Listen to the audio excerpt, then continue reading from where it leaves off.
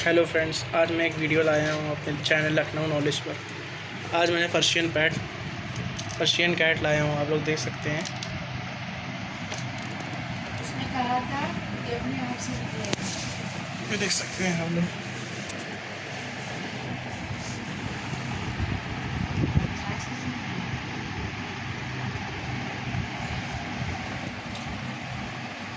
अरे लो इधर आओ। और ये पॉट है, इसमें लैट्रीन ऐसे टॉयलेट जाने के लिए मैं लेके आया हूँ।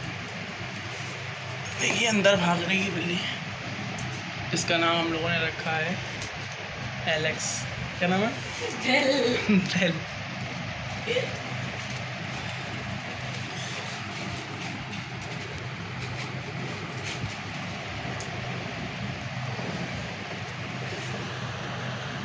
बेल।